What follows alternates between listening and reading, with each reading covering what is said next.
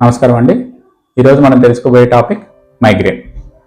Migraine తలనొప్పి అనేది సాధారణంగా వన్ సైడెడ్ హెడేక్ అంటాం. అంటే తలకు ఒకవైపు మాత్రమే వస్తుంటుంది. ఈ తలనొప్పి వచ్చే విధానం ఎలా అంటే థ్రాబింగ్ టైప్ ఆఫ్ హెడేక్ అంటాం అనమాట. అంటే ఎవరు పొడుస్తున్నట్టు, తలలో పొడుస్తున్నట్టు నొప్పి లేవడం జరుగుతుందండి. దాని తర్వాత దీనికి కొన్ని అగ్రవేటింగ్ ఫ్యాక్టర్స్ ఉంటాయి అన్నమాట. అంటే ఫర్ ఎగ్జాంపుల్ స్ట్రెస్ వల్ల తలనొప్పి వచ్చే అవకాశం ఉంటుంది. దాంతోపాటు కొంతమందికి చల్లటి వస్తువులు అంటే కూల్ డ్రింక్స్ కానీ ఐస్ క్రీమ్స్, పేస్ట్రీస్, చాక్లెట్స్ ఇవన్నీ ట్రిగ్గర్ చేసే అవకాశం ఉంటుంది. ఫ్యామిలీలో కూడా ఇది రన్ అయ్యే అవకాశం ఉంటుంది. చాలా వరకు తలనొప్పి అనేది వన్ సైడ్ ఉంటుందండి, టూ సైడ్ కూడా ఉండే అవకాశం ఉంటుంది.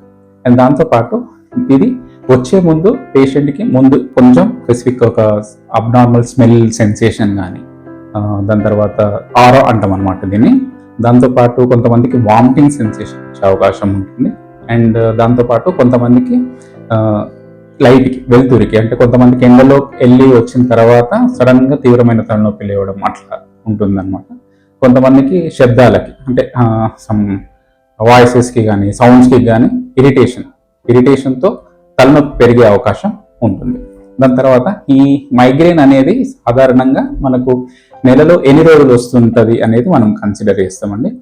ఫర్ ఎగ్జాంపుల్ నెలలో ఒక 20 days 15 days అలా వస్తున్నది అంటే మైగ్రేన్కి సంబంధించిన ట్రీట్మెంట్ వాడినప్పుడు ఆ నెంబర్ ఆఫ్ ఎపిసోడ్స్ కానీ ఫ్రీక్వెన్సీ కానీ తీవ్రత కానీ తగ్గించే అవకాశం ఉంటుంది. అంటే దానికి పర్మనెంట్ క్యూర్ అంటూ ఉండదండి. ఏదైతే మనం ట్రిగ్గర్ చేస్తూ ఉందో స్ట్రెస్ కావచ్చు, ఏదైనా మనకు ఎండలోకి వెళ్ళినప్పుడు అవ్వడం కానీ అలాంటిది ఏమైనా ఉంటే దాన్ని అవాయిడ్ చేయడం వల్ల నెంబర్ ఆఫ్ ఫ్రీక్వెన్సీని తగ్గించగలిగే అవకాశం ఉంటుంది. కాబట్టి వెంటనే ఒకవేళ మనకు చాలా వరకు డైలీ హెడేక్ ఉండడం కానీ ఇలా ఉన్నప్పుడు వెంటనే వైద్యం దగ్గరికి వెళ్ళి చెక్ చేయించుకొని అది మైగ్రేనా కాదా సరైన సంప్రదింపులు చేసుకొని ట్రీట్మెంట్ తీసుకోవాల్సిన అవసరం ఉంటుంది. Thank you.